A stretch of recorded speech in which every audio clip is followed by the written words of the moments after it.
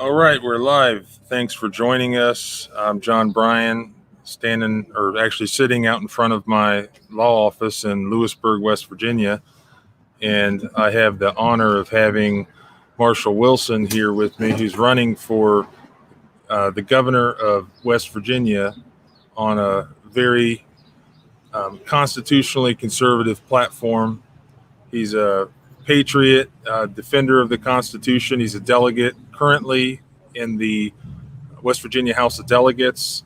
He is a military veteran, Army officer, combat veteran. He's been a missionary in the jungles of South America, and he's been an outspoken member of the legislature in West Virginia, particularly in regards to issues having to do with our constitutional rights. So he's here with me, and I will turn the microphone over to him here in just 1 second. I'll also note that if you have any questions for Marshall, he can answer any question and wants to answer any question, no matter how difficult it is. So if you have a question, especially a tough one, just put it in the live comments, and we will get to your questions in order, along with questions of anyone who's here in person. So with that, I will turn the microphone over and the camera over to Delegate Marshall Wilson. All right, Marshall, thanks for being here. Why don't you introduce yourself to people who may not have heard of you yet, and describe what you're doing and what you believe in and what you want them to do on Election Day. Thanks, John. I'm really honored to be here. Thank you guys for being here. My name is Marshall Wilson. I'm your independent candidate for governor in West Virginia. I'm a retired combat veteran, U.S. Army infantry officer. I know John already said this, but it's kind of a spiel I do, and I have to do it in order. I was a missionary in the Amazon jungle. I have 9 children, 2 of whom I adopted in the Amazon jungle.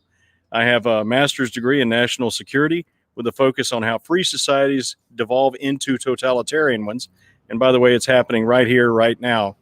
I am a currently serving delegate from the Eastern Panhandle of West Virginia, South Berkeley County, District 60. And I have no desire other than to reestablish constitutional governance in the state of West Virginia.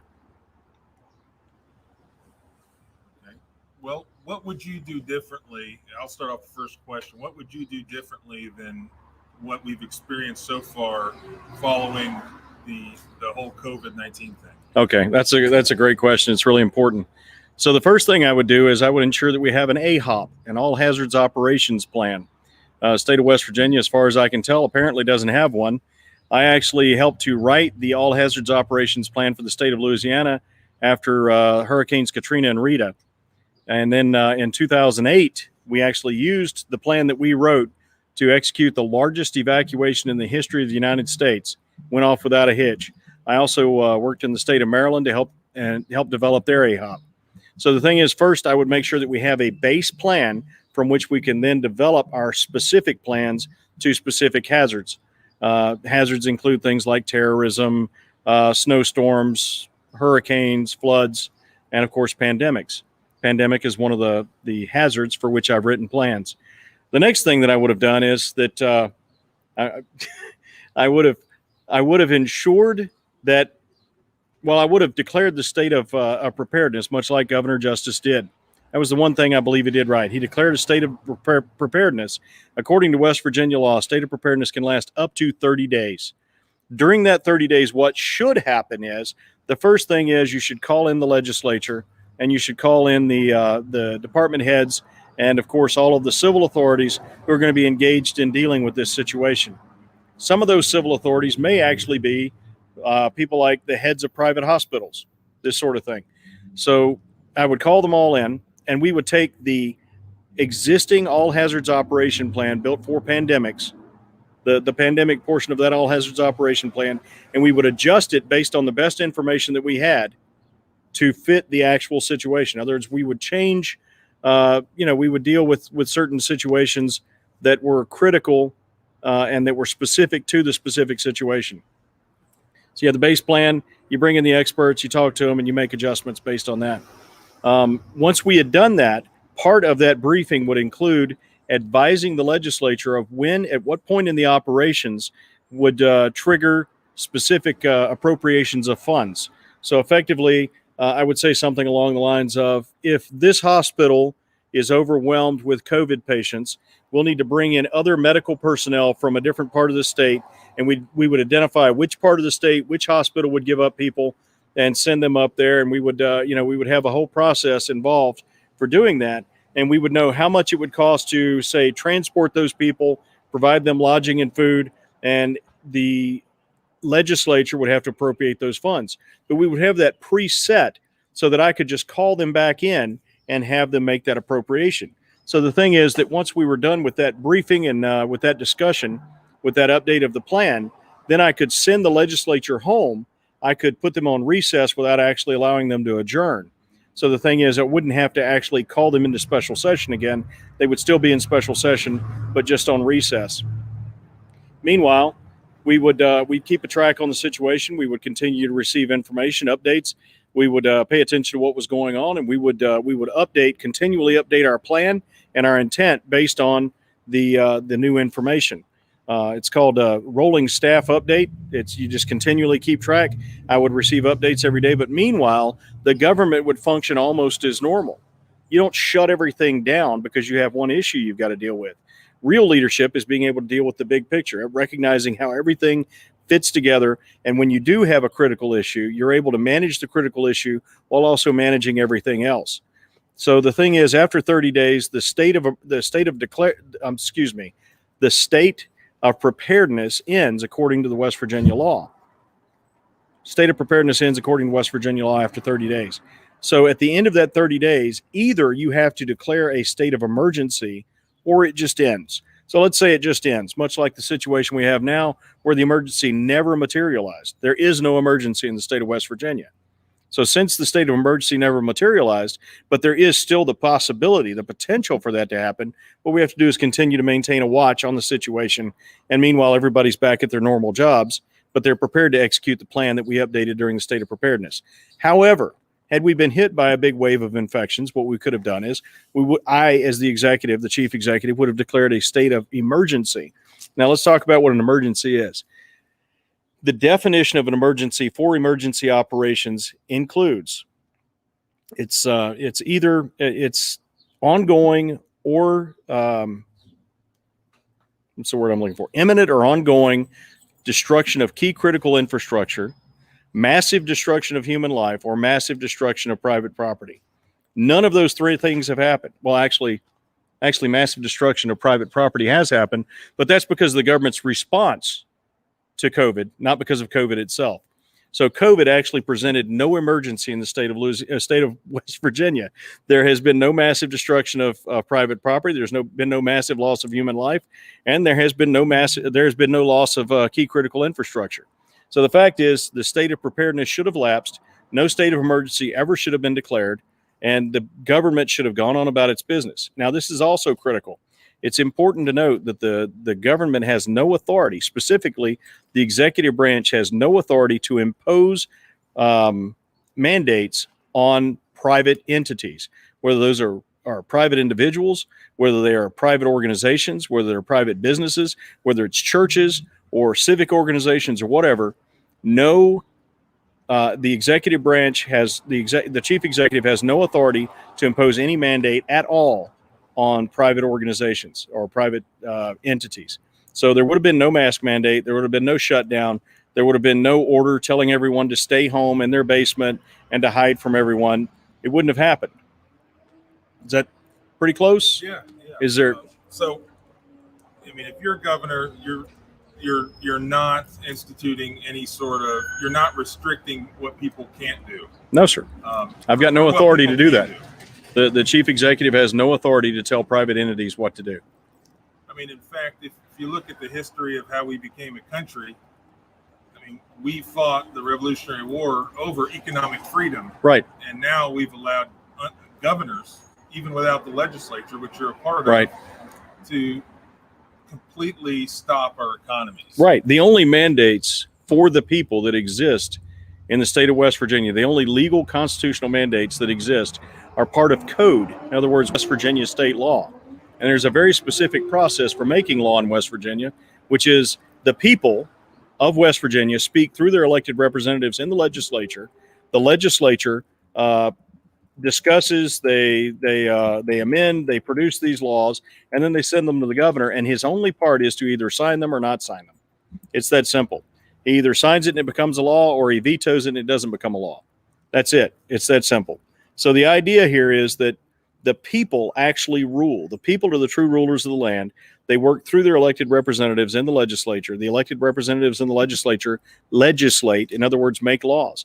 There are no mandates other than the laws, and the laws have to be made by the people themselves. So the chief executive usurping that authority to make mandates, to issue edicts from his throne, is completely unconstitutional. It's immoral, it's unethical, and it needs to end.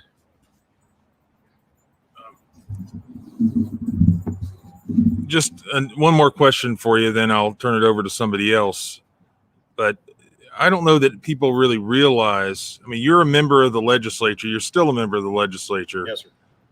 Now, there's been something like, I don't know, 38 or so state legislatures have enacted legislation in response to COVID-19. We're one of the minority of states where our governor has done it all by himself. Now, again, you're a sitting member of the legislature. I'm going to ask you, have you been asked to come into any sort of session or have any sort of involvement? I mean, you have constituents. You're their voice. You're their representation in our state government. Have you had any sort of involvement in our state's response to COVID-19 like other states have by calling their legislatures into session? There was one instance, and this instance included an unofficial meeting of the health committee, the House Health Committee. So we came in, we were not in session. We could not vote on anything.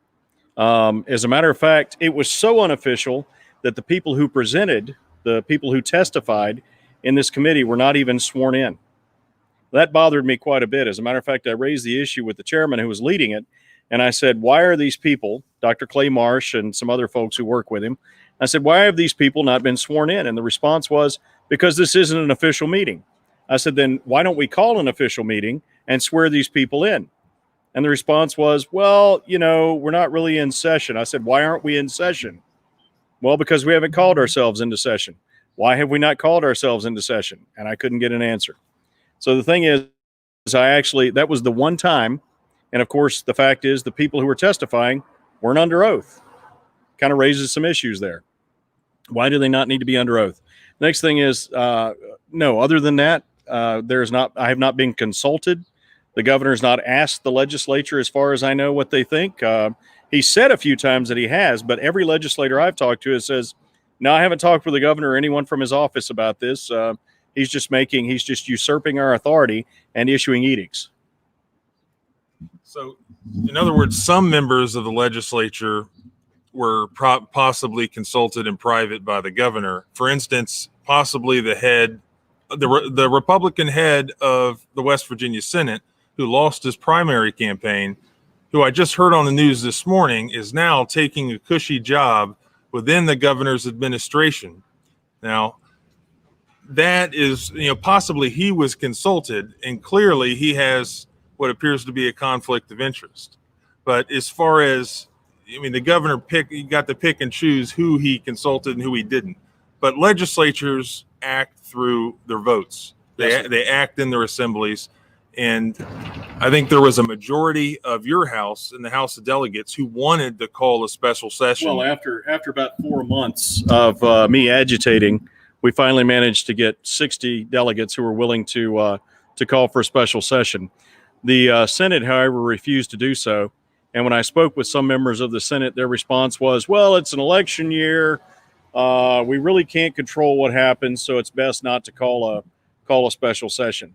My response to that is,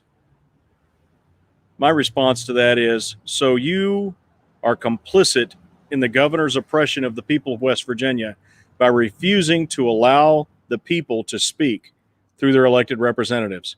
And then I was told that I didn't understand how government works. That was the response that I got. So the fact of the matter is, I think that I understand not only how government works, but maybe even a little bit of how it should work as opposed to how it does work. And the simple fact of the matter is, we, the people, rule this land. We, the people, must speak into our government. And if we are denied the right to speak into our government, we live in a tyranny. You've been denied the right to speak into your government. You live in a tyranny. That's all there is to it right now. Let me go back to one of the first person to ask a question. Yes, sir. No, you don't need to move the mic. Just real quick, I think we had a question here from Scott on Facebook, I believe. Marshall, how do you stand on marijuana? That's his question. I don't actually stand on marijuana. My understanding is that ruins it. So it's best not to stand on it. So as far as medicinal marijuana, as far as I'm concerned, there's no reason that it shouldn't be used. As far as personal use of marijuana, it's none of the government's business what you do. That's basically my stance. Okay. Any questions here before I believe Laura has one. Okay, I have a question from Andrew Motes. Education, West Virginia is 49th out of 50 in education. How are you going to improve our education system? Let me repeat the question. Yes, sir. So how are we going to improve the education system? First of all, everything has to be decentralized. Every single organization I've ever worked in, and I've worked in churches, I've worked in of course, the Army, and I've worked all over the place. Everything I've ever seen, everything I've ever done indicates to me that the people who are on the ground doing the job not only know more about what's going on than anyone else possibly can, but also that they have more ownership of that specific problem. So once you elevate it a couple of levels, it just becomes one of many problems that everybody has, as opposed to, this is my problem, it's my responsibility to deal with it, and I am going to fix this. So I think everything should be decentralized. Let me talk about what that means for a minute, if you don't mind. First thing is, teachers need to run the classrooms. Our teachers are intelligent, professional, mature adults. They should be allowed to do their jobs. Now, there probably are a few out there who are not great. They need to be dealt with, just like any other professional who fails to do their job or who causes a problem. But on the whole, I believe our teachers are intelligent, mature, adult, responsible professionals. So they need to be allowed to run their classroom. Same thing with the local administration. The administrators need to run their local schools. Let them do their job. The next thing is, the County Board of Education needs to run the school system. And the County Board of Education is responsible not to the State Board of Education, but to the voters of that county, the voters, the taxpayers, the parents, and the teachers of that county. It needs to be a local discussion, how to improve the local schools. So that leaves you with, well, what about the State Board of Education? You have to have one because it's in the Constitution. Well, I agree with that. Here's the deal. I believe the State Board of Education should be a consultancy rather than a directorate. So a directorate says, you must do this now, do this way, do this because I told you to. That's a directorate. A consultancy says, here's the standard. What can we do to help you meet the standard? We would really like to see you achieve the standard.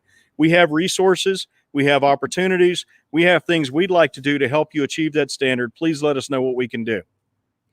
That should be the relationship between the local school boards and the state school board. Meanwhile, the legislature's job is to, of course, fund it, but also something that has not been done in a long time.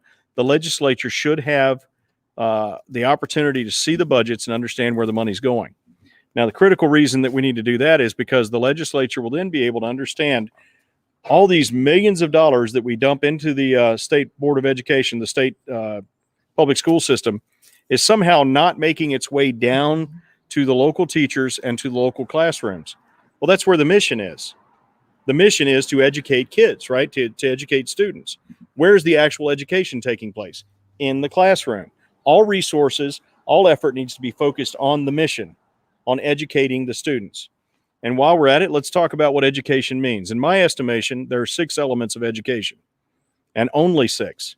There is teaching the students to read and understand what they've read, and teaching them to listen and understand what they've heard, teaching them to analyze the information they've gathered through those processes, teaching them to synthesize a valid response to the information they've gathered and to the conclusion they've drawn from it, teaching them to communicate clearly and compellingly that message. And the last thing is to do math. Now, of course, they have to be able to do that at different levels. You'd have them do those same tasks at a different level when they're in third grade, sixth, ninth, or 12th. But the idea is that is the crux of education. Education doesn't have much to do with anything else. I certainly don't think that schools or teachers or the school system need to teach worldviews. Now, maintain accountability for getting the work done. Absolutely. Maintain discipline in the classroom so the other students can learn. Absolutely. As far as teaching worldviews, not your job. That's the parent's job. So effectively, you execute those 6 tasks. You ensure the students have the best possible opportunity to learn, which may mean removing undisciplined students from the classroom and getting them the opportunity to be disciplined somewhere else, to be trained how to behave somewhere else, but not in the classroom, because your job is to teach those students. And I'm speaking as one of those kids who needed to be removed from the classroom, and it taught me a lot. Not being able to sit in the classroom, I had to go sit in the library and read. Sometimes I had to go see the principal because I had trouble keeping my mouth shut because I was busy joking around with my friends. So that's basically my thoughts on education. All money, all resources, all responsibility and authority needs to be pushed down to the lowest level, and everything else needs to be built to support the operations at that level in the classroom. Yes, ma'am. How will you work with our president? How will you work with the president? Well, as one chief executive to another, I mean, I'll do my best to cooperate with him. If we have any emergency operations, of course, I'll stay in close contact with him, let him know when we need federal support and when we don't. I absolutely intend to maintain constitutional governance in West Virginia. As a matter of fact, that is my basic platform plank, to establish constitutional governance in West Virginia. And as long as the president is also operating constitutionally, I don't see any way that we could avoid cooperating with each other. We have to, pretty much. Yes, ma'am. How will you bring jobs to the state? There are many reasons why companies and industries do not come here. How will I bring jobs to the state? This is a really interesting question, because it is not the chief executive nor the government's job to bring jobs to the state. It is business's job to bring jobs to the state. So basically what I would do is I would work with the legislature to reduce the taxes and regulations on business that makes it hard to either bring a business here or to start a business. And let me say that I believe that the only way we're ever going to have sustainable economic growth is if it's organic. In other words, West Virginians starting businesses, forming businesses, growing their own businesses here in West Virginia. I love the idea of people coming in from the outside and bringing business in and investing in West Virginia. But frankly, what we really need is West Virginians starting their own businesses. And to that issue, what I would like to do is I'd like to offer a tax moratorium on new businesses here in West Virginia. Basically, you get a break. So the thing is, if you've seen over the past few years, the legislature has been willing to offer tax breaks to businesses coming in to the state. And, I understand the intent there. It's to get quick infusion of business to get the economy going. But frankly, I believe if we're going to give it to people who are coming in from outside the state, there's no reason we shouldn't give it to people who are starting businesses here. Also, we should update the regulations and, frankly, make it a lot easier to start, maintain, and run a business in West Virginia.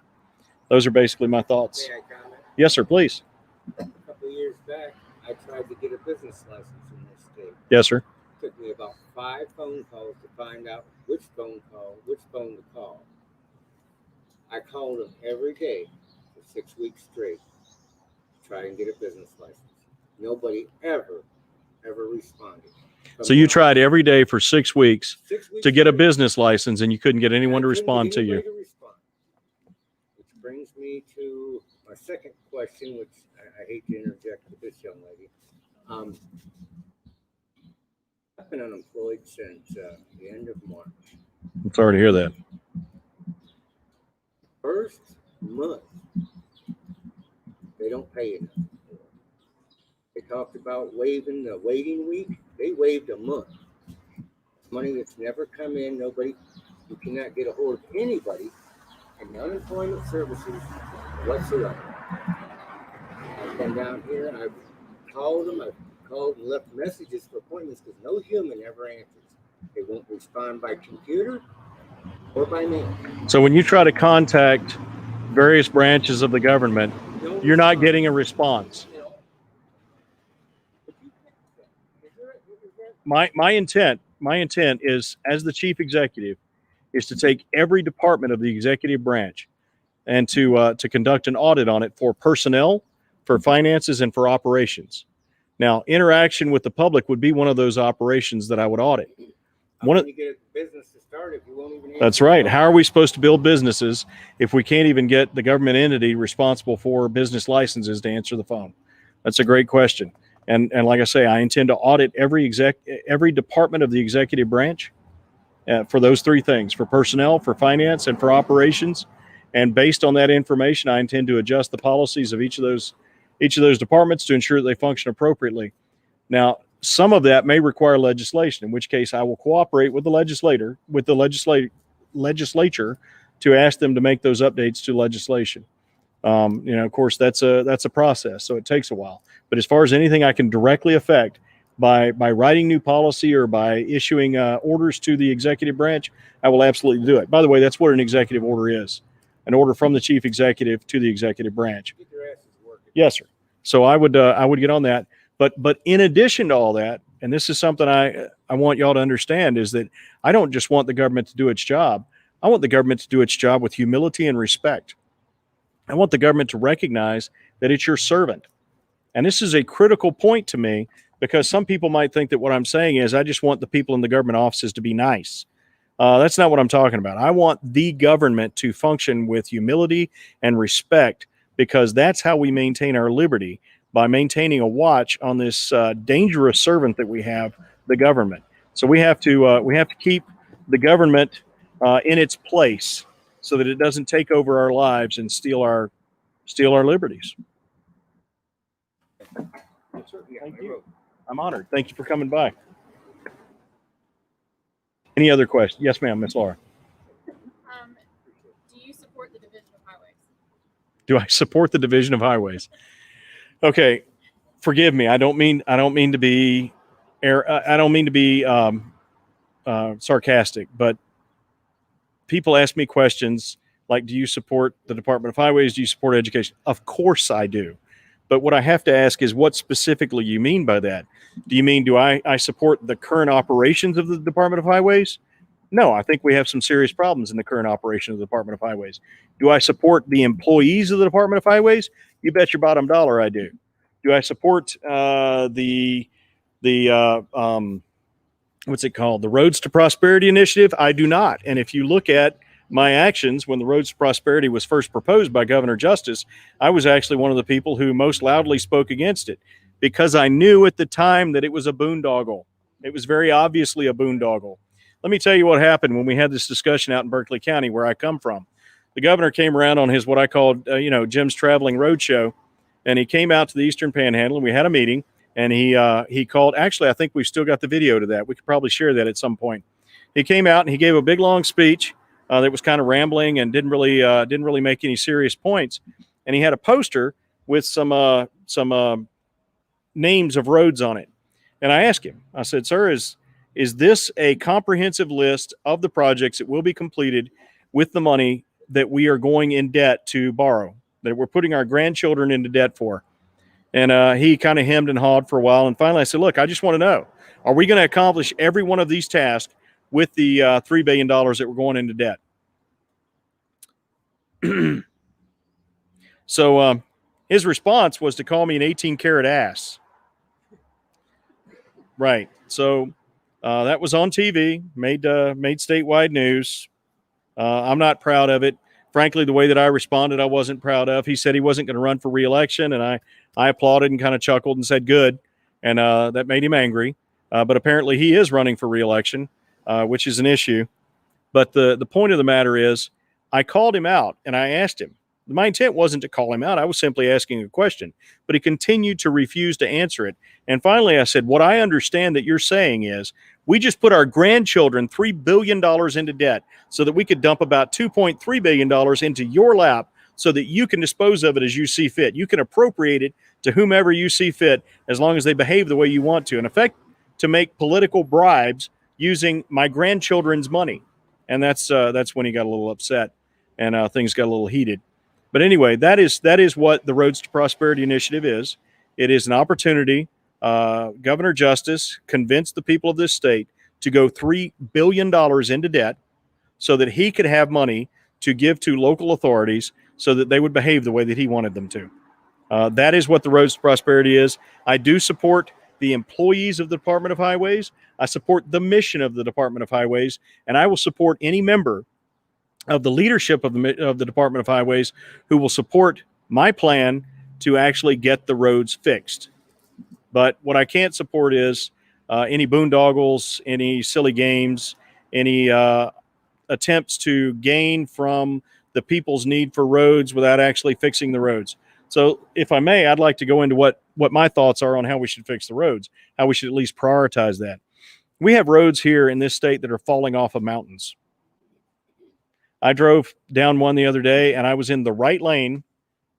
I was driving, and I was looking into the river from my window. There was no lane between me and the river. The rest of the road had fallen into the river. And I asked my friend who was riding with me, I said, well, people don't drive on this road very often. He said, well, there's a whole community back here in this holler. Of course they do. I said, oh, okay. Well, at least school buses don't travel on this road, right? And he says, well, yeah, 2 or 3 times a day, every day. Fascinating. Seems to me that's a higher priority than paving 2.2 miles of road in nitro, where it's not falling off and it just needs to be resurfaced. So here's the thing: the roads that need to be re-engineered for safety reasons need to be top priority, absolute top priority. Next, the roads that need to be resurfaced completely because they're undrivable. I was driving down a road in Waterloo the other day, and it was like it was a tank trail. I mean, there were huge, massive ruts in this road. That wasn't falling off a mountain, so I wasn't going to fall off a mountain and die. And it wasn't like the road I saw in Mingo County the other day, where there was a landslide 2/3 of the way across the road that had been there for 12 years. 12 years. This landslide's been sitting. There were trees growing out of it. So anyway, it wasn't as bad as that, but still, it was undrivable. And I was, frankly, in a Nissan Altima and having some problems with it. When I get my wife's car back to her, she's not going to be happy with me. The front end's going to be all messed up. But there are people who drive that road every day because they live there. So it's the roads that we drive to get our kids to school on the school bus.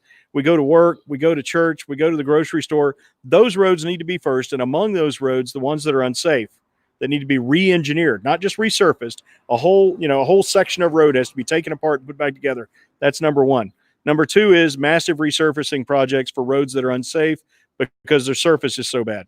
And then, of course, you have to have the patching. From there, what we need to do is project preventive maintenance. In other words, regular maintenance on the roads to keep them up, make sure they don't turn into these horrors, into these nightmares. And so we need to project that out. And then once we've gotten to the point where we're actually projecting out regular maintenance, so you've got the repairs, then you've got the maintenance, and then what you have is critical maintenance that needs to be done at like 5 years and 10 years and 20 years. Those all need to be projected out for the life of the road.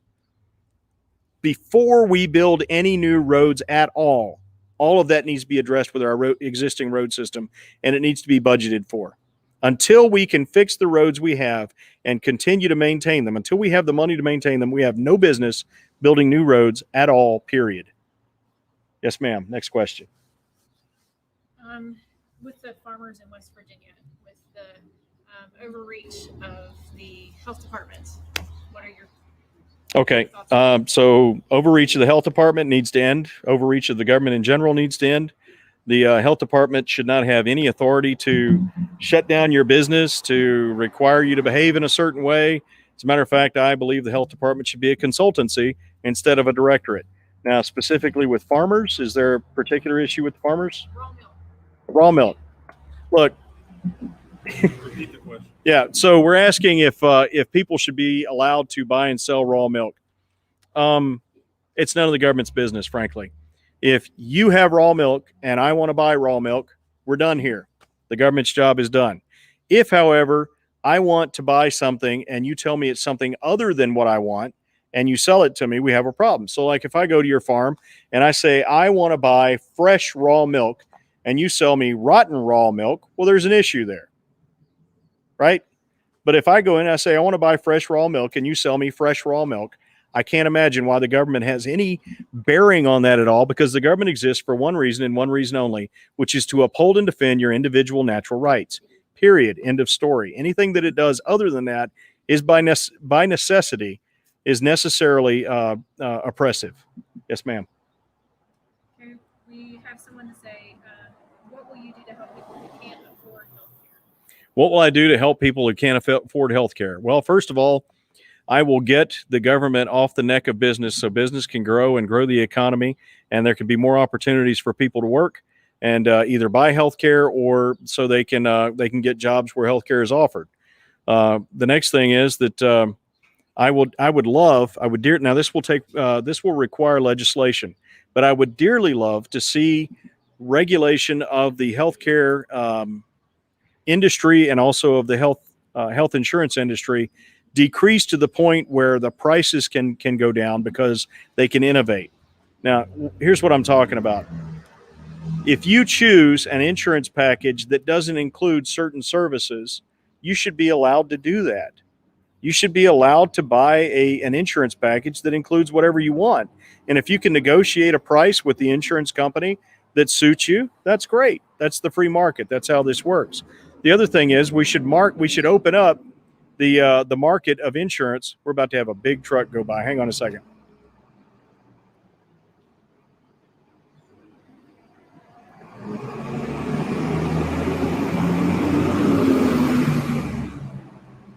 Lewisburg Fire Station just sent by some of their finest. So the idea here is that you need to be able to choose whatever is best for you. The government doesn't have any business telling you what you need to buy. And then as far as the actual health insurance, we have these, a lot of people don't know about this. We have these things called certificate of need. Effectively, what happens is if a new medical facility, if someone wants to open a new medical facility in your town, they have to get a certificate of need. In other words, they have to certify that there's enough of a market for them to move in. Effectively, what this does is it protects the existing facilities. Protects them from what? From competition.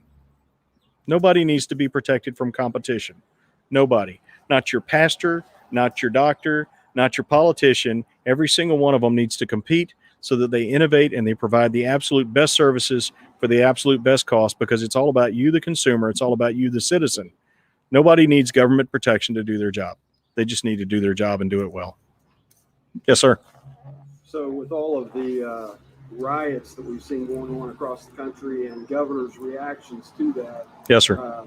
What would be your plan to handle such a thing like that? First part of the question. And secondly, as far as politically correct speech, freedom of speech, and gun ownership.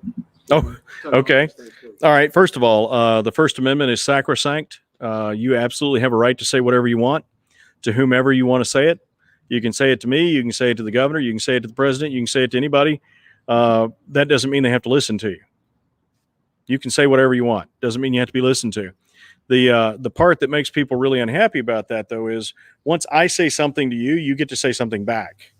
You get to say back whatever you want. And that seems to upset people who are very concerned about their being able to say something. They don't necessarily want anybody to be able to say anything back that they disagree with. Freedom of speech does not translate into freedom to destroy other people's property, freedom to detain people on the street, freedom to offend people, yes, but not to attack them. So you can't physically touch people while you're speaking at them. You can say whatever you want, but once you threaten them, once you physically harm them, you've broken the law, and you have actually deprived them of the free exercise of their rights. If you don't allow them to go where they want to go, you've deprived them of the free exercise of their right to liberty. It's a pretty simple concept. So say whatever you want to say. You have a right. I'm all for it. I will take a bullet to defend your right to uphold and defend. I will take a bullet to uphold and defend your right to say what you want to say, even if I disagree with it wholeheartedly and find it utterly repulsive. You have a right to speak. And the reason I'll do that is because if you don't have a right to speak, I don't have a right to speak. And I will uphold my right to speak. Therefore, yours is safe when I'm around.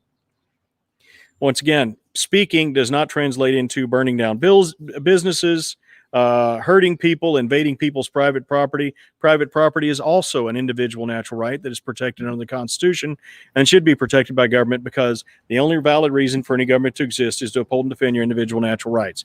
So I hope that addresses your issue, or your question, rather. Next question is gun ownership. Sure. Okay. Well, I believe that is outside of sports shooting and hunting. okay. Well, I believe that the reason that the Constitution, let's talk about who wrote the Constitution. These guys had just, as a bunch of amateurs, had fought a war against the greatest professional army the world had ever known at that time. And they beat them. They beat them. Why did they beat them? Well, because private citizens, free men and women, were defending their homes. There is nothing more powerful than free men and women defending their homes, defending their children, defending what they've built and what belongs to them, defending their private property. Nothing more powerful than that in the whole world. And the Americans who fought the revolution proved that once and for all to the entire world. So the idea behind the Second Amendment is not to allow you to go sports shooting or to allow you to go hunting. I mean, those are benefits of it, but that's not what it's about. Also, it's not even to protect you from burglars or from assault in the street or anything like that. It is specifically so that you can protect your individual natural rights against the oppression of an overweening government. I'm going to say that again just to make sure we got all of that. The purpose that we have behind the Second Amendment is so that each individual citizen can uphold and defend his or her individual natural rights against the oppression of an overweening government. It has nothing to do with hunting. My father's watching, and he sent me a text that said, Hi, Dad. Said love him with exclamation points, and that's not easy to do. Well, I'm honored. Yes, ma'am. All right, two things actually. Where does gas tax money go to? It's supposed to go through the roads. Where does that money go? And the second thing, I really like dogs. Why is there $16 million spent each year for the Greyhound dog track up there? How does that benefit us down here? Okay. And anything for use to the animal. And so who does it really benefit? Okay. Well, a couple of things. Let me start with the first one. Where does the gasoline tax go since the roads are not getting fixed? That's an excellent question, and I swear to you, as your chief executive, I will find the answer to that. However, I'd like to note that there are some other questions of the same sort that really need to be answered, and I'm sorry that I can't answer that question. I've tried. I've not been allowed. It's been opaque even to me as a delegate, and it's certainly opaque to the private citizens. So, right. So there's the gasoline tax. What about the tolls? Oh, yes. The tolls were supposed to be gone a long time ago. In addition to that, please just give me a minute to give the background here. So the Elk River flood, y'all remember that, right? Okay. The Elk River flood. After the Elk River flood, there was a time of recovery, and we got a lot of federal funds. FEMA gave us a lot of money to build new houses for people whose homes were destroyed. Very few of those homes were ever built. Where did the money go? And interestingly enough, once the legislature started asking where the money was, and then FEMA came and demanded their money back from the state for the houses that were not built, meanwhile, there are people still in that area who are homeless, whose homes were supposed to be built. Suddenly, when FEMA demands its money back and the legislature's asking where the houses are, all of a sudden we have to have a road bond. And FEMA gets its money back. But now we have a road bond. Fascinating. Now, I've done a lot of investigations. I've done investigations, everything from counterterrorism to investigating, why this soldier, took whatever action, and did he break his weapon on purpose, or was he just, making a mistake, whatever. So I've done all kinds of investigations. And the simple fact of the matter is that a pattern indicates that there's a purpose. Does that make sense? I sure would like to find out what that purpose is. As your chief executive, I will follow that pattern until I run right into the purpose and I can demonstrate to the entire world what that purpose is. And I will turn it over to you, the people who have all power in this state. According to our Constitution, all power resides in you, the people. Okay? The only problem is you don't have the information you need to execute, to use that power to execute what needs to be executed. The mitigating factors. All right. So what was the rest of it? We talked about the dogs. Okay. Right. Okay. I love dogs too. I've got a couple of them. They're about half crazy. I don't know where they get it from. But the thing is about the dog track and the other gambling establishments in the state, they get some pretty serious what's it called when you give them money? Subsidies. Thank you. They get some pretty serious subsidies. What a lot of people don't understand is though they pay massive taxes. So what happens is they pay these huge taxes to the state, and then the state gives some of it back to them in subsidies. Why don't we just tax them at the same rate every other business is taxed at?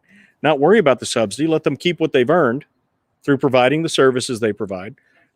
Right. So the thing is, but I can tell you the reason that government does things like this is so it can run a boondoggle.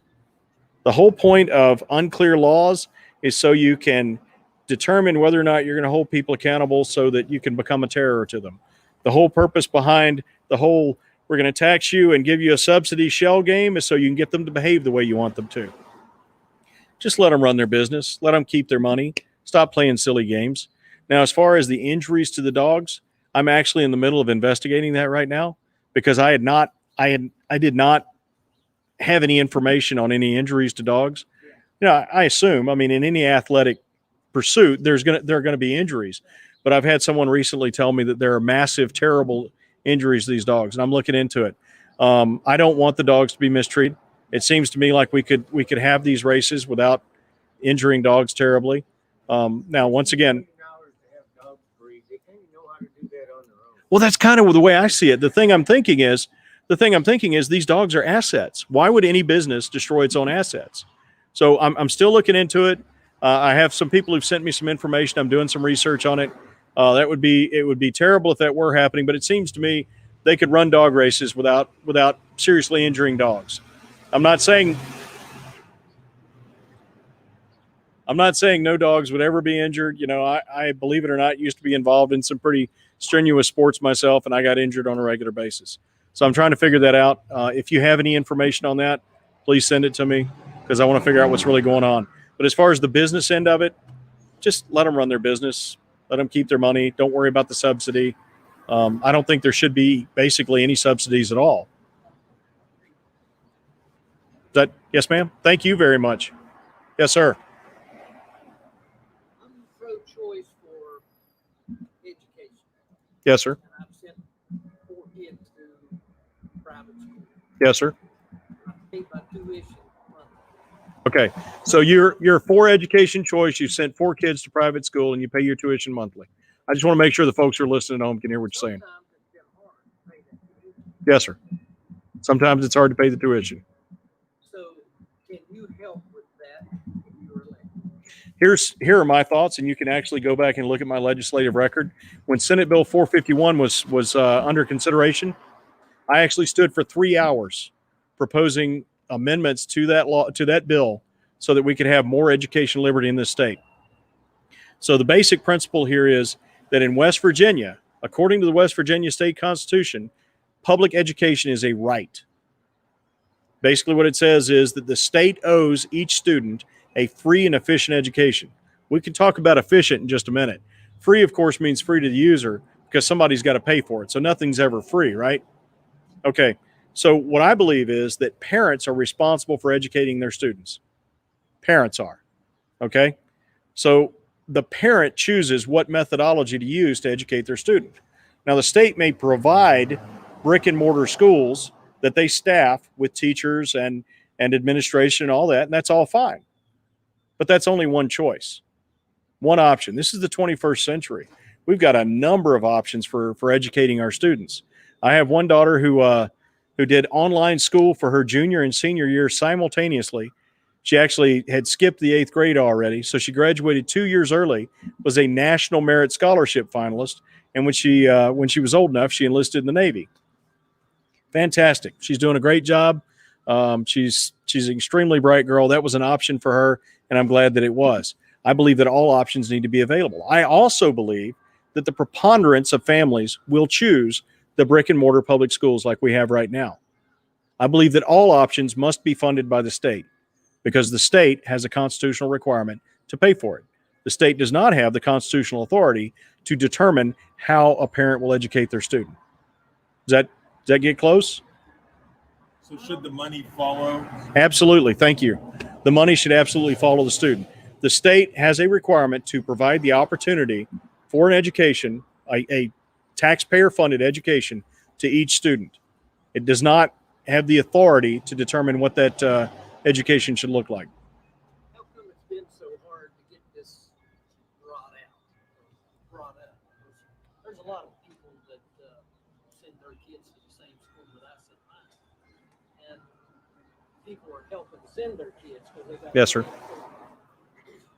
So I'd like to see something happen in the near future. Well, I would like to see something happen in the near future too. I've got kids in public schools in West Virginia, and the thing is that you're asking, why is it so hard to get this issue discussed in the open? And I think the answer to that's obvious. People who have a vested interest in maintaining the status quo are absolutely against any consideration of anything else. That's really what it comes down to. And the thing that bothers me is that many of those same people could actually build a better system outside of the existing system that is imposed upon them, but they don't see it that way. All they see is, based on the conversations I've had with a number of them, is you want to change things. That means that you think that we're bad. I didn't say anybody was bad. I just said we should have all options. That's all. And West Virginia is one of the small minority of states that hasn't opened up, educational freedom. And I don't think people realize that because they're so used to the Democrats and the unions, the teachers unions, being in such control of everything. We don't realize that even Virginia has, they may be losing their Second Amendment rights, but they have way more academic and educational freedom than we have here just across the border. One of the basic concepts of human interaction is that competition breeds better results. It's a simple fact. We've known this throughout human history. If you've got two guys selling papayas, and this guy sells papayas that are ripe and fresh, and this guy sells papayas that are rotten and old, people are going to buy the ripe, fresh papayas. It's just that simple. So what we need to do is we need to allow the natural process of competition. And, people will gravitate to the best option for their kids, which will ensure the best outcome for their kids. Right now, you've got one choice. That's it. Deal with it. So when you say that the funding should follow the child, how does homeschool play into that? Do you think that they should be able to use that for their educational? Yes, ma'am. I think all options are on the table, and all options should be publicly funded because it's required by the Constitution. So one of the amendments, the last amendment that I offered during that marathon amendment offering session that I did in 451, was a tax credit to homeschool families who had purchased their own curricula. And effectively, the requirements were you had to actually have a tax debt. In other words, you couldn't make a claim against you couldn't say, well, I want the state to pay me. All you could say is, I want to not pay this amount of taxes based on how much I spent on curriculum. That was one thing. The other thing was that you had to provide receipts, of course, and it had to be for authorized. In other words, the state says, yes, these are valid uses of these funds. I thought that was pretty fair. That amendment was defeated 50-49. One gentleman was out sick and missed that vote. And frankly, I think that gentleman, knowing who he is, he would have voted in support of it, and we would have had a 51-49 vote in favor. And it just didn't turn out that way. So among homeschoolers, one of the biggest fear is that... Actually, I'm sorry.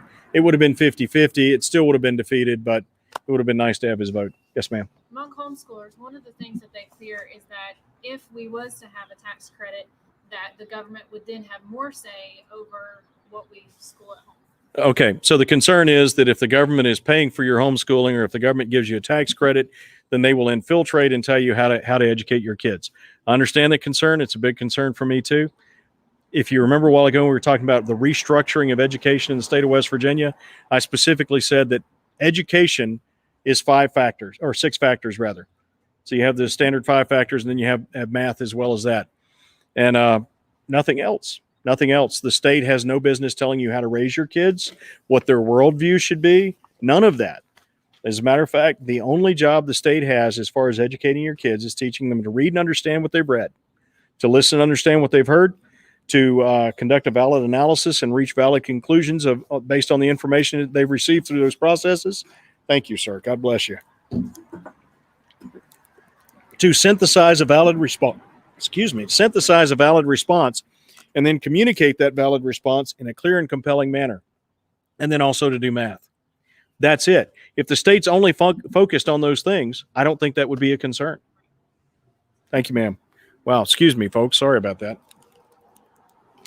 There's a couple other questions on school-related topics while we're on it. Rita Larch off of YouTube asked, why build new schools when they're being taught on computer while under lockdown? If it's going to be on lockdown for life, those schools are a waste of taxpayers' money, just saying. I agree that if it's on lockdown for life, there shouldn't be new schools. I just think it shouldn't be on lockdown for life. I think the lockdown should have been lifted after the first 2 weeks, and then the local school board should have made their determination based on their local situation. I think that's pretty simple and straightforward. Another question down that line, Edith Godby asks, in West Virginia, parents are forced into vaccination in order to utilize public education. Do you agree with or support compulsory vaccination for school attendance? Also, regarding COVID, do you support compulsory vaccination to participate in any aspect of society? Should a viable vaccine be developed and available for distribution? And there have been several questions similar to that. Well, let's hit the root of the matter. First of all, the government has no authority to compel private citizens or private entities to do anything, unless that private citizen or that private entity is depriving someone else of the free exercise of their natural rights. Because the only valid reason for any government to exist is to uphold and defend your individual natural rights. Given that, the government has no right to compel you to engage in any medical procedure at all. Not testing, not wearing a mask. The government has no business to compelling you to take part in any medical procedure, which includes immunizations. As far as using the private or the public schools, I don't think that's called for either, and I believe that it is purely up to the parent how to take care of their kid.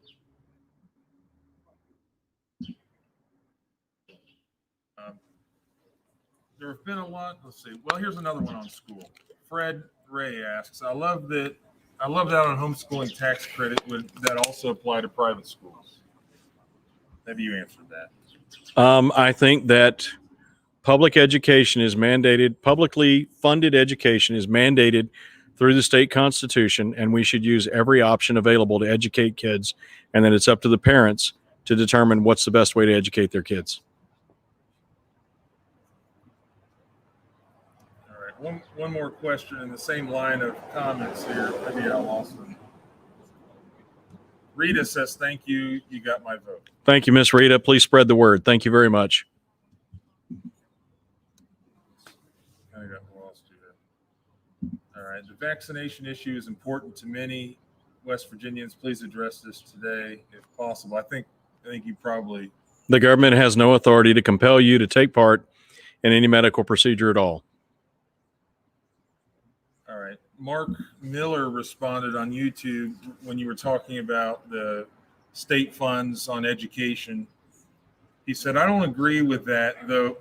I don't agree with state approved curriculum. Okay. I understand that. Once again, I understand the concern there. I share the concern. Once again, if the state only has the authority and the responsibility of educating kids in listening comprehension, reading comprehension, critical thinking and reasoning, producing a valid response and then communicating that response and doing math, there's no reason that they shouldn't have some say-so, because what they're trying to do is they are trying to maintain the standard. The reason for that is because we do have some situations in which a student might not receive the education that they need because they're not using appropriate curricula. Tell you what, how about this? How about the state makes recommendations, but the concern is that the state has a requirement to ensure that a valid education is being offered for the taxpayers' money. I hope that makes sense. I'm not saying the state needs to come in and tell your kids how to live, or the state needs to tell you that you need to teach your kids certain things. I think that what we need to do is establish actual standards for passing the 3rd grade, for passing the 6th grade. That's the basic idea. And in order to do that, you have to learn certain things. So there are only a couple of ways of looking at this. If you want the state to fund it, the state either has to approve your curriculum or the state has to test your kid at the end of the year. I understand the concern, but the fact is that what we're talking about is the state is expending taxpayer funds, and the state doesn't have the authority to tell you how to educate your kid. But what they do have is they have a responsibility to the taxpayers who provided those funds to ensure that that money is being spent for what it's intended for. That's what I'm trying to get at here. And if you have a better recommendation on how to do that, I'm wide open to it. All right, there's been several questions like, well, I missed it. All right. This is from I'm a Statist on YouTube, but I think it's an interesting question. I don't think I've heard you answer it. Why run as an independent when the Libertarian Party exists and you seem to share many views that line up with that party? There are a couple of reasons. The first is because when I left the Republican Party, I went independent. I didn't intend to run for office. I just meant to become independent. And the only reason I decided to run for office is because the 2 major parties gave us such terrible options. So the 2 were not connected. I didn't become independent to run for office, and I didn't decide to run for office as an independent. I became independent because I couldn't stay in the Republican Party anymore, because the ethical concerns that I have with the way it's being led in West Virginia right now compelled me to leave. And besides, I was pretty much invited to leave by the leadership. So I had to find a home of my own. And at that point, I decided my home would be independent, because I'm an independent kind of guy. And I think everybody, frankly, should be independent. You know, speaking of libertarians, a lot of libertarians vote Republican, but even though they agree more with the libertarian policies, because they know the realities that if they vote for the 3rd party candidate, they're just going to make it more likely for the Democrat to win.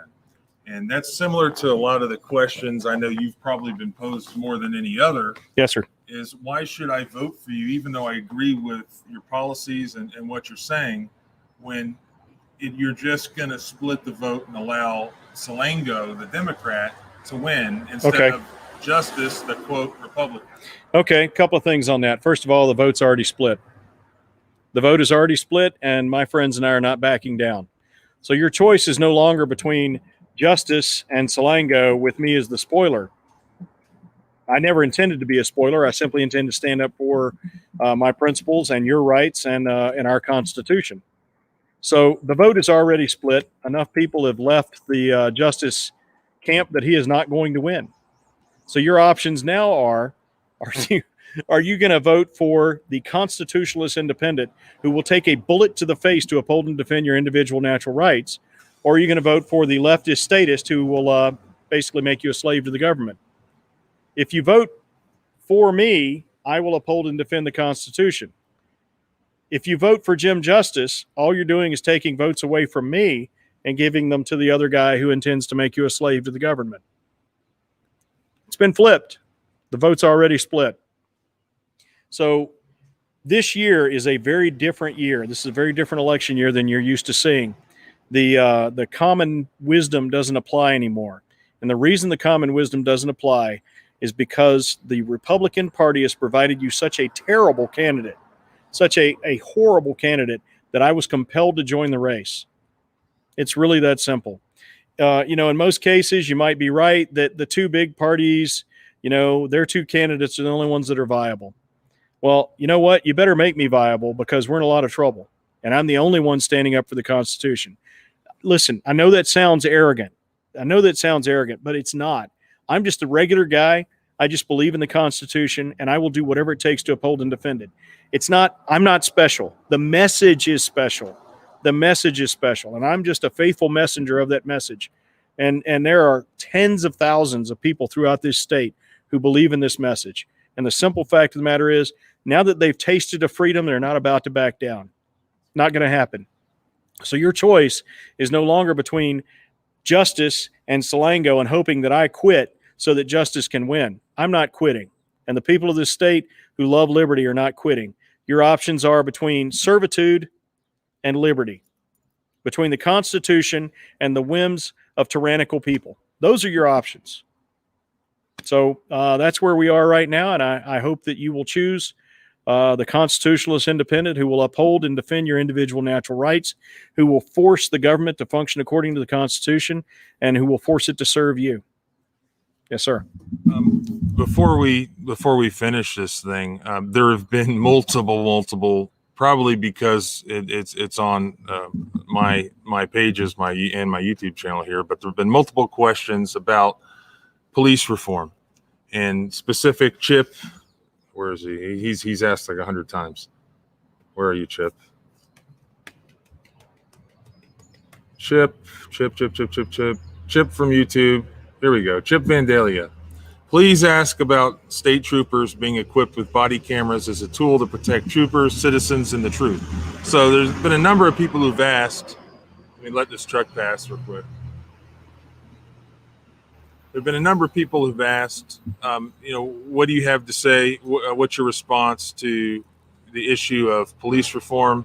And being that the West Virginia governor is basically over the state police, Yes, sir. would you support body cameras being a part of the uniform of the state police? And before you answer that, I told Chip I can probably answer some of that question because I had a phone conversation with somebody who's really pretty high up in the state police here about a week ago, and I'm told that is actually in the process as we speak of the state police getting body cameras. So I don't know if that's going to be a moot issue or not, but Yes, sir. just on the issue of police reform, and if you want to hit the body camera issue, Absolutely. Chip would greatly appreciate it in a couple of. Absolutely. Okay, let's talk about police reform. First of all, we need to reform our government so that it functions according to the Constitution. That's point number one. The only valid reason for any government to exist is to uphold and defend your individual natural rights. That's why we have police. They're part of the executive branch. The executive branch's job is to execute the laws. The police are part of that mechanism for ensuring that the laws are executed. The law should only exist to uphold and defend your individual natural rights. So what I'm getting at here is that one of the biggest problems we have between the community and the police is the police are required to execute laws that should not exist. The police are required to hold people accountable to laws that should never have existed, because the only law should be to protect the individual natural rights of any given citizen. It's that simple. So the first thing is, before we have police reform, we need legal reform. We need to reform the entire West Virginia Code according to the Constitution. That's point number one. I think that will actually alleviate a lot of the issues that are going on between the community and the police. Next thing is, the police need to be effectively recruited and trained. I haven't actually seen any of the documents on the standard operating procedures for recruiting and training police. I have been to the academy. I was pretty impressed with the training they do there. Keep in mind that I'm a retired combat veteran U.S. Army infantry officer, so I have some idea of the sort of things that they do and the effectiveness of the types of training they're doing. Frankly, I'm rather disappointed in some of their facilities, and I would like to see those updated and improved, especially the driver trainer and some other things that I was able to look at. They really need to do some updates on those, and I would like to be a part of helping that to happen. So you need to ensure that they're only trying to enforce laws that actually uphold and defend the individual natural rights of citizens. The second thing is that you need to make sure that they are effectively recruited, and part of that recruitment process has to be a very clear understanding of who they are, what they believe, and what they want to do.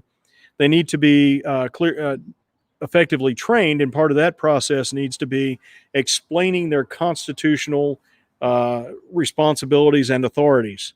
Their constitutional responsibilities and authorities, and the intent of the Constitution in upholding and defending the individual natural rights of each citizen.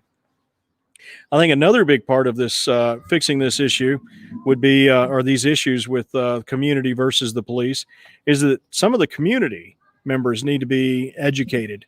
I think that interaction with police officers to discover that they are natural human beings, that they're people, that they have to deal with tough situations. It seems to me there are a lot of people who don't understand that. That seems counterintuitive to me. It should be very clear, I think, but perhaps we need to have better interaction with younger members of the community in the schools, whatever. I know there are programs to do that, but we need to make sure that people grow up understanding that the police are here to uphold and defend your individual natural rights, and that they're not just thugs or mean people working for the government. But we need to make sure that's true as well. The last thing, if we want to talk about body cams, I think it's probably a good idea. I have spoken to police officers who've told me that they were accused of things that they would never in a million years have done. I've talked to private citizens who've told me that police officers have done things to them that should never be done to anybody. And of course, the most effective manner for ensuring that is making sure that you have video of the encounter. That's the most effective method for ensuring that that the right party is held accountable anytime there is any kind of an altercation or an issue. I hope that that addresses the issue pretty fully. Yeah. Do you have an opinion on motorcycle helmet laws? I do. I think it's none of the government's business. I don't think the government should compel you to wear a motorcycle helmet. I don't think the government has the right to tell you to wear a seatbelt. I don't think the government has the right to tell you to wear a face mask. I don't think the government has the right to tell you to do anything other than to not interfere in someone else's, or not to infringe upon someone else's individual natural rights. That's the only right, the only authority that the government has, is to compel you to not infringe upon someone else's individual natural rights. Someone asked, who do you endorse for President, Congress, and Senate? Who do I endorse for President, Congress, and Senate? Well, given the current choices, I would endorse President Trump. In my district, Congressman Mooney, and Senator Capito. Like I say, given the current choices. Also in the 3rd congressional district, I would like to endorse Ms. Fox, Belinda Fox. You're sitting here going, how can you endorse someone if you can't? Spencer, thank you. Miss Belinda Fox Spencer. She is a bright lady who has all of her priorities straight and wants to do nothing but uphold and defend your individual natural rights. And I would love to see her elected in the 3rd district. Unfortunately, I can't vote for her because I live in the 2nd congressional district. Yes, ma'am. Thank you. Well, I'm not sure who Katie brought this question, but what would you do about a man whose wife has an abortion against his will? It's interesting. Oh, man, that is... Maybe save the hardest for last. That is rough. I honestly don't know. So the thing is that I believe that each individual human being has a right to life, and that life must be protected. That right to life must be protected. I don't know. I think people need to realize that if Judge Amy Coney Barrett gets on the bench, which I think she will, if she does reverse, or if they do reverse Roe versus Wade, what's going to happen is that it's not going to outlaw. No, it becomes a state issue. It's going to put it back to the states. Right. So I think it's important for people to realize that they need to pay attention to who, if they care about the pro-life issue, they need to pay attention to who is now in their state legislature, and also who's their governor, because that's where that whole issue is going to be decided. Right. No longer in the Supreme Court, where it never should have been. Right. Absolutely. So if you want to say, yeah, I really need to put some thought into that and get back to you, because I owe you an answer on that. Well, I don't know. Did you go off? What is your abortion stance, your rights and life stance? Well, I believe that the only valid reason for the government to exist is to uphold and defend your individual natural rights. The first of your individual natural rights is life. And when it says that all men are created equal or endowed by their creator with certain unalienable rights, among these are life, liberty, and the pursuit of happiness, that term men there refers to the creature man, not to male human beings versus female human beings, but to man as an entity. So it refers to all human beings, and I believe it refers to all human beings from the moment of conception to the moment of natural death. All right, here's another tough one for you. Well, maybe it's not that tough. It was tough for Joe Biden. But what do you say about a parent I think, what do you say about a parent who's helping their child transition to the opposite gender at the age of 4 or 5, or even as Biden answered the question, at the age of 8? Right. Well, I've actually proposed legislation to prevent this. Of course, it didn't get any traction, but I did propose legislation to protect children from this sort of meddling in their lives. No child is, let me put it this way. If you're going to make that much of a life-altering decision, you should be an adult. No child should be allowed to make that decision. And I don't believe that any other person has the right to make that decision for that person. Once they're an adult, they can make their own decisions. Yeah, and then the government never decreases itself. So what happens next? Once a 4 or 5-year-old child can allegedly make that decision, now the government's coming after you, calling you a bigot or saying you're discriminating. So what you're saying is they'll enforce that, and the government will show up on your doorstep and compel you to put your child into a transition program just because a 4-year-old has mentioned that they think they might be of the other sex. Yeah, that needs to never happen. Well, you just tell me when you want to stop here. We still have questions. Don Zimmerman says, Well, how long have we been on? We've been on for 1 hour and 16 minutes. Can I take a break? No.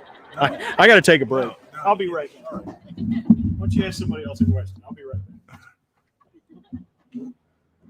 All right. So Marshall's taking a break, and I'm going to answer questions for him temporarily while he runs to the bathroom. So, all right, Don Zimmerman, your question is what can we do at this point as citizens against these unlawful mandates, i.e., Unlock Michigan Group? All right.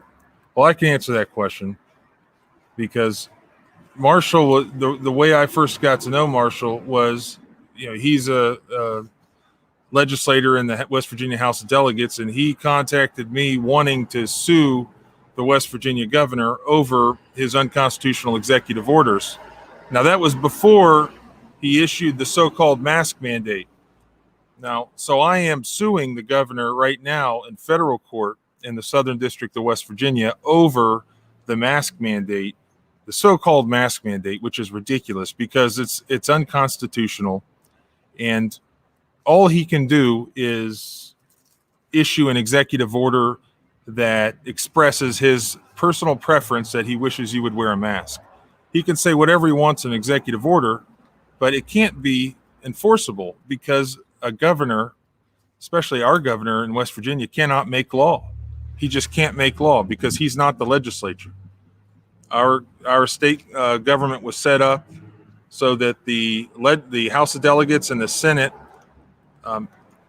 writes the law and approves the law, then it goes to the governor's desk, and then the governor has to sign it before it becomes a law. And then, and only then, can a new criminal misdemeanor or criminal felony be created. So no governor can just, with his own pen at his own desk, without the legislature, just create a new law. So you have to wear a mask, and if you don't wear a mask, you're going to be guilty of our existing obstruction statute. That is absolutely unconstitutional under our West Virginia Constitution, which says on its face that it will never be suspended, even in a time of war. And it certainly won't be suspended in a time of pandemic. All right, so next question. All right, if elected, Becky Hamilton. Hold on, I don't want Marshall back just yet because I'm answering questions for him here. So if elected, would you do a massive investigation of the DHHR? Foster parents are few and far between because of the workers. We need a foster care program that helps the kids, and not only for the money, and workers doing the best for the children. Most children should never have to be returned home just to be removed again for the same reasons. I don't know. There's a few questions in there, but I think Marshall, just in my opinion, is a guy that absolutely would look into DHHR and problems with the foster parent program. And I've seen these myself. For instance, a child being taken away from unfit parents, and instead of giving them or even considering giving them to the child's natural grandparents, they just give them to unrelated third-party foster parents who are receiving money. in exchange for that. And I think it's a blessing that there are people out there willing to do that. But I believe that they should look at the grandparent preference that's in our law. So there's a grandparent preference for adoption, and why wouldn't DHHR look at that, the natural grandparents, if a child's taken away from the parents? So I think there's issues there, and I'm not sure, what Marshall's answer is on that, but let's see. Before he left.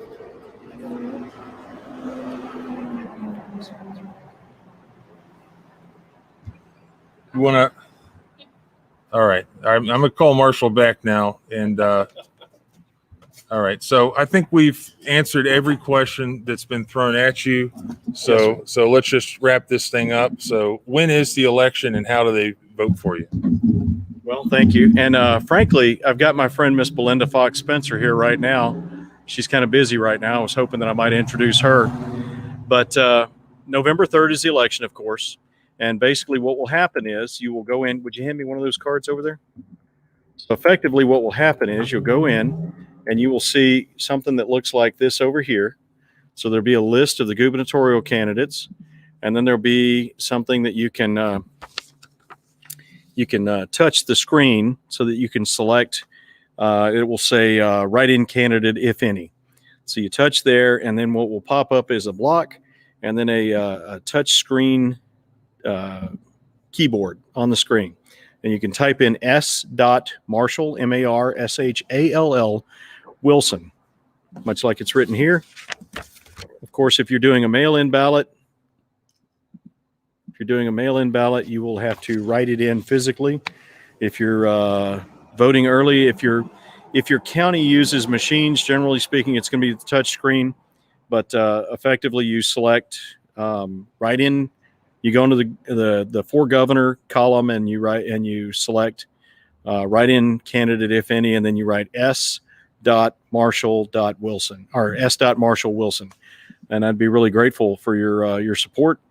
And if you do intend to vote for me so that I can uphold and defend your individual natural rights as the chief executive of this state government, I'd be profoundly honored. But I'd like to ask you, would you please help spread the word?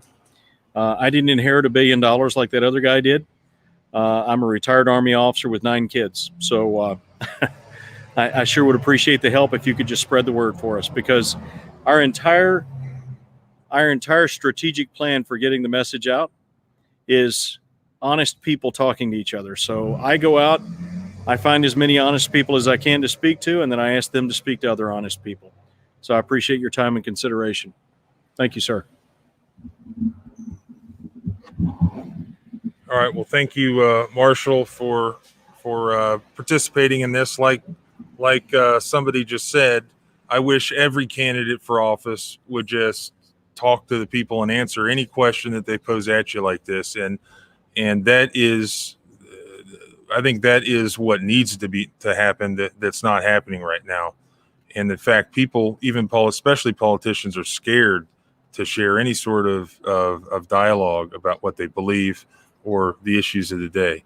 So I appreciate you guys watching. It's been 1 hour and 23 minutes, and I think it's been a really good conversation and insight into Marshall. And I know he probably needs to hit the road. He's been traveling pretty much every county. He's been nonstop, and he's got to be exhausted.